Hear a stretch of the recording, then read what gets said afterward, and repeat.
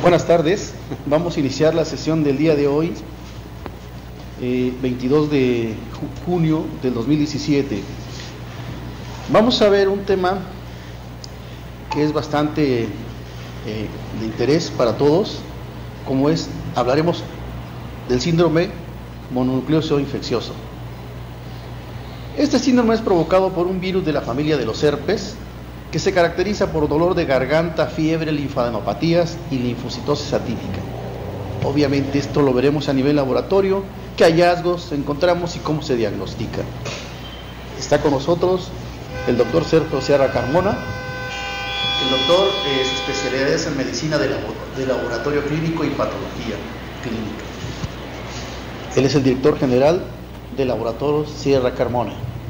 Doctor Sergio Sierra, bienvenido para que nos de aquí qué se hace en el laboratorio cuando existe este tipo de padecimientos. Gracias, doctor Seba, y gracias por la invitación para poder charlar con ustedes en esta ocasión acerca de la mononucleosis infecciosa. Bueno, realmente la etiología, de acuerdo al agente etiológico, podemos dividirlas en dos, la clásica y la no clásica. La clásica es la más conocida, que es provocada por el virus del Epstein-Barr, y la no clásica, pues provocada por el citomegalovirus, el herpes tipo 2, adenovirus y un parásito, que es el Toxoplasma gondii. ¿Por qué todo la clásica y no clásica? Bueno, porque en común presentan sintomatología y cuadro clínico igual, algunos con una mayor expresión que otros, pero finalmente es el mismo. Vamos a enfocarnos a cada uno de los desde el punto de vista etiológico. Para eso tenemos que ver algunas generalidades del virus para poder ubicarnos. Realmente no trata de adentrarnos en la clase de virología, porque eso es muy extenso. Yo tomé algunos datos generales, muy generales, que nos pueden ayudar a explicar nuestro tema.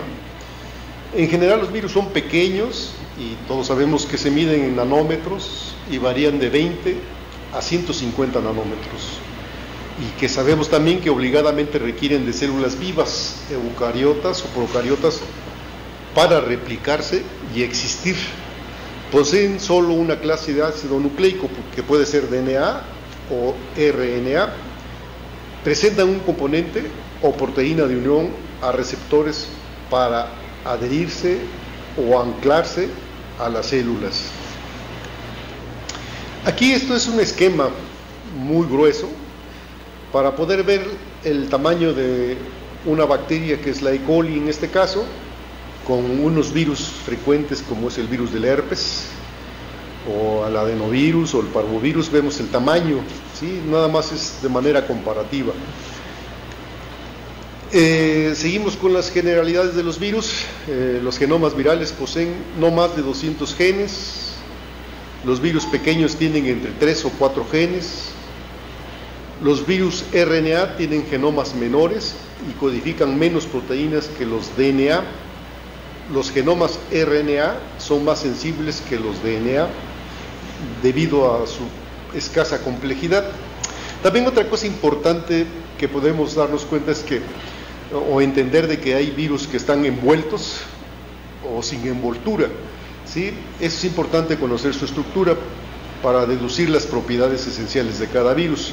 En los envueltos generan fusión de células hospederas en la etapa de penetración. Eso es cuando se ponen en contacto el virus con la célula. Y los virus sin envoltura son más resistentes al calor y detergentes. Bueno, adentrándonos ya a una de las causas de la mononucleosis, que es el herpes virus, vamos a ver que herpes pues deriva del griego herpetón, que significa reptil, que en un principio fue un tanto fantasioso sobre la naturaleza de estos animales, pero actualmente es apropiado porque este virus reptante tiene una gran movilidad por todo el cuerpo. El herpes virus pertenece a la familia Herpetoviridae. Está constituida por un grupo de virus muy difundidos en el medio ambiente. Todos ellos estructuralmente similares, que se caracterizan por poseer un núcleo central con ADN de doble cadena y una envoltura lipídica. Está compuesta por 8 tipos de distintos virus que, si bien comparten características estructurales comunes, provocan variadas enfermedades y requieren distintos tratamientos. Nos vamos a dar cuenta más adelante que el citomegalovirus, el herpes, son de la misma familia, como otros también. Propiedades en común de la familia herpes virus: ya habíamos dicho que DNA lineal de doble cadena, tiene un cápside de simetría icosaédrica de aproximadamente 100 a 110 nanómetros, compuestas por 162 capsómeros, estructura amorfa de naturaleza proteica llamada tegumento, envoltura con numerosas espículas glucoproteicas, tiene un virión de 180 a 200 nanómetros y sensibles a los ácidos, disolventes, detergentes y a la desecación. Podemos ver que la clasificación de herpes se divide en 3 subfamilias, que es el alfa, beta y gamma herpes virinae. La replicación viral se realiza por completo en el interior del núcleo y se rige por los genes alfa, beta y gamma. Las proteínas alfa son transreguladoras. Las proteínas beta son enzimas como la DNA polimerasa, y las proteínas gamma son de tipo estructural, y eso hace que se puedan clasificar. La replicación del herpes virus consta de una fase nuclear y una fase citoplásmica. Los primeros pasos de la replicación comprenden la fijación, que lo podemos ver en esta parte a un lado donde dice absorción. Se fija el virus con la célula y enseguida viene la fusión de la envoltura viral a la membrana celular para liberar la nucleocápside, que es la penetración que se muestra en el esquema. Y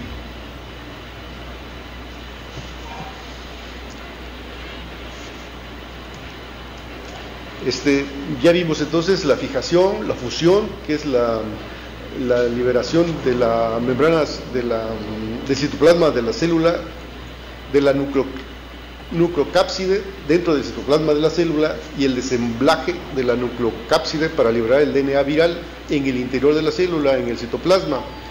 Enseguida de su liberación de la cápside, el DNA forma un círculo. La expresión del genoma viral está caracterizada por la expresión de 3 clases de genes que se conocen como inmediatamente precoces y tardíos. Aquí lo podemos ver en el esquema, donde aparece el gen de proteínas inmediatamente tempranas, de proteínas tempranas y de proteínas tardías, y en cada uno que se participan en la síntesis de las proteínas virales, y eso viene a darnos el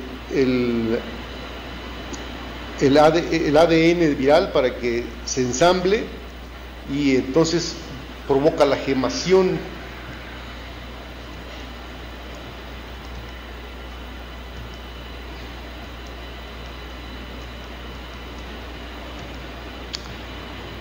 Bueno, entonces la replicación de herpes virus está estrechamente regulada y ordenada en una secuencia en cascada, de manera que la expresión previa de los primeros es necesario para la expresión de los siguientes. La duración del ciclo de replicación varía desde casi 18 horas para los herpes virus simple hasta más de 70 horas para el citomegalovirus.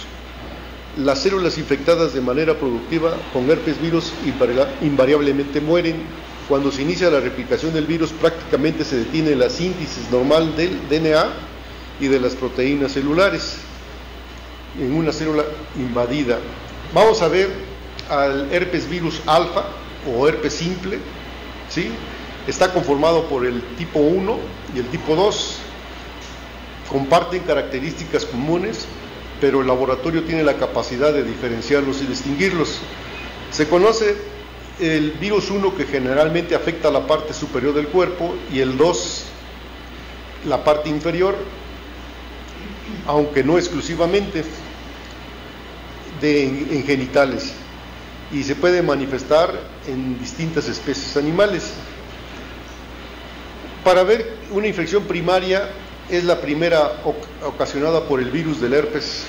Cuando se adquiere la infección, ya sea del 1 o del 2, la probabilidad de adquirir una infección posterior de la otra variante suele ser alta, y se entiende como reactivación. Es el término correcto aplicado a la producción de virus infeccioso en una célula donde hubo infección latente, y el término recrudecimiento es la manifestación clínica de la enfermedad causada por una reactivación. Aquí, de manera esquemática, nos demuestra latencia y recurrencia de infecciones por herpes simple. En la figura A, de la lesión primaria, el virus migra por los nervios sensoriales hasta el ganglio de la raíz dorsal, y en la figura B queda en estado de latencia, y en la figura C, al reactivarse, vuelve a la piel por la misma vía y da origen a una lesión recurrente. Vamos a ver ahora ya un poco más enfocado a la infección por herpes en orofaringe, producida por virus de herpes, es adquirida comúnmente durante la etapa latente, en los primeros años de vida, y es adquirida por contacto directo con una persona de mayor edad, besos principalmente. Cursa asintomática, pero puede presentarse gingivoestomatitis aguda, que son vesículas en las encías, y mucosa bucal. Se puede presentar úlceras, fiebre y dificultades para comer en orofaringe. El padecimiento puede durar hasta 2 semanas. Eso es en cuanto al herpes. Vamos a ver la mononucleosis infecciosa por citomegalovirus. Este pertenece al herpes virus, como vimos en la clasificación de los 3 tipos de virus herpes. Este pertenece al beta, y no es el único, porque también está el herpes humano 6 y el herpes humano 7. En este caso nos vamos a enfocar al citomegalovirus. Y citomegalovirus significa virus de células grandes, y este término deriva de las células hinchadas que contienen grandes inclusiones intranucleares. Generalidades sobre el citomegalovirus. Los estudios actuales indican que el citomegalovirus transporta ARN mensajero en su partícula vírica, el cual se introduce en la célula para facilitar la infección. El citomegalovirus humano se replica solamente en células humanas. La cinética de infección y replicación del virus es muy lenta, de 7 a 14 días, o comparándola con 24 o 48 horas por el herpes. El virus se suele adquirir en la pubertad por vía oral o respiratoria, el cual se disemina a partir de los fluidos corporales de cualquier persona previamente infectada, tales como orina, saliva, sangre, lágrimas, semen y leche materna. La transmisión ocurre de persona a persona mediante contacto íntimo o cercano. Otras formas de contagio se han establecido a partir de transfusión sanguínea, trasplante de órganos y también por vía sexual. Bien, continuando con las generalidades, la manifestación clínica más frecuente es la manifestación clínica más frecuente de la infección por citomegalovirus en pacientes normales.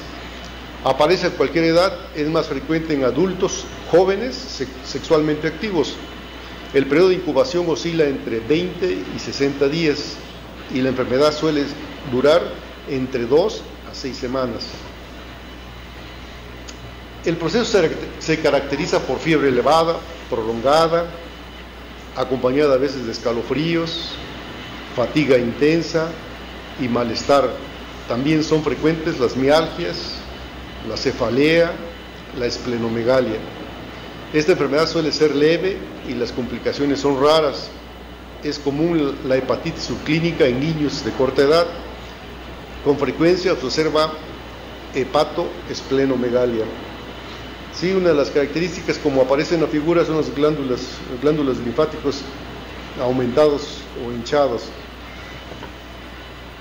que se pueden corroborar a la exploración. El citomegalovirus es un agente patógeno muy importante en pacientes inmunodeprimidos, entre los que habría que destacar a los receptores de trasplantes y a los enfermos con SIDA.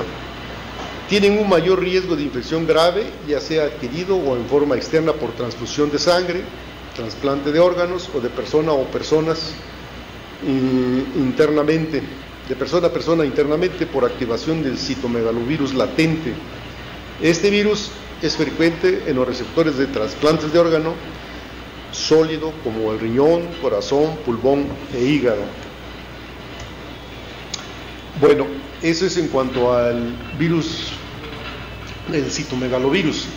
Ahora, de las otras familias de herpes, que es el gamma, se encuentra el virus que es de la mononucleosis clásica, que es el virus del Epstein-Barr. En esta familia también está del herpes asociado con el sarcoma de Kaposi. En esta ocasión nos vamos a ver nada más el virus del Epstein-Barr. En la infancia la infección suele ser asintomática, pero en adolescentes y adultos un porcentaje alto desarrolla mononucleosis infecciosa. El virus de Epstein-Barr también se asocia a diversos tumores de los seres humanos, como el carcinoma nasofaríngeo, el linfoma de Burkitt, la enfermedad de Hodgkin y en pacientes con inmunodeficiencias, el linfoma de células B. El virus de Epstein-Barr se transmite fundamentalmente por la saliva. El lugar inicial de la replicación es la orofaringe, posteriormente invade el torrente sanguíneo e infecta los linfocitos B al unirse a un receptor celular de superficie denominado CD21. Los antígenos nucleares del virus de Epstein-Barr transforman los linfocitos B, induciéndoles a multiplicarse indefinidamente y obligándolos a producir inmunoglobulinas. Una pequeña proporción de los linfocitos B infectados por el virus Epstein-Barr entran en el ciclo lítico y liberan antígenos víricos en el torrente sanguíneo que inducen una respuesta en anticuerpos que sirven como marcadores diagnósticos de la infección. El Epstein-Barr, el virus penetra en el hombre a través de la orofaringe, en cuyas células epiteliales se multiplica. Desde este lugar alcanza los linfocitos de la sangre periférica. Los únicos linfocitos que tienen receptores para el virus de Epstein-Barr son una pequeña subpoblación linfoide de células B, que en consecuencia son las células blanco. Estas células B infectadas expresan diversos antígenos. El primero es detectarse en el antígeno nuclear del Epstein-Barr, que indica la presencia del genoma del virus. Después se expresa el antígeno de superficie o antígeno temprano, cuya aparición indica la entrada de la célula infectada en un ciclo lítico. Con posterioridad y coincidencia con la replicación del DNA viral, aparece el antígeno del cápside BCA, cuya presencia se relacionaron con la producción de partículas de DNA, el antígeno nuclear. En los adultos jóvenes, el periodo de incubación del virus de Epstein-Barr es de 4 a 6 semanas. El periodo prodrómico, caracterizado por fatiga, malestar general, mialgias, puede preceder en 1 o 2 semanas a la aparición de fiebre, faringitis y adenopatías. La fiebre suele ser leve y es más habitual en las 2 primeras semanas, aunque puede persistir más de un mes. La adenopatía y la faringitis predominan durante las 2 primeras semanas, mientras que la esplenomegalia lo hace durante la 2ª y 3ª semana. La faringitis es a menudo el signo más destacado y puede acompañarse de un aumento de tamaño de las amígdalas, un exudado que se asemeja al de la faringitis estreptocóxica. Los síntomas suelen durar entre 2 y 4 semanas, pero el malestar general y la dificultad para concentrarse puede persistir durante meses. Bueno, una de las características en sangre, en frote sanguíneo, es encontrar a lo que se conocía anteriormente como linfocitos atípicos. Ahora se conocen como linfocitos T activados. Y esos linfocitos T activados, como lo muestran las flechas, son hipercromáticos, aumentan de tamaño, se pierde la relación núcleo-citoplasma, el núcleo presenta escotaduras y se deforma, y eso pertenece al CD4 cooperador, al CD4 inflamatorio, CD8 citotóxico. Entonces todos esos se conocen bajo el rubro de linfocitos T activados. En la mononucleosis infecciosa por virus de Epstein-Barr la mononucleosis infecciosa sintomática es rara en lactantes y en niños pequeños. En los ancianos se suele presentar con síntomas inespecíficos como fiebre prolongada, fatiga, mialgias y malestar general. En contraste, en estos pacientes es relativamente infrecuente la aparición de faringitis, adenopatías, esplenomegalia y linfocitos atípicos. La infección provoca una marcada leucocitosis de células CD8 con una morfología anormal. Los linfocitos CD8 parece que pueden estar implicados en la supresión de la inmunidad celular por este virus. Estas células aparentemente también reconocen un antígeno presente en la membrana de los linfocitos infectados, el LIDMA.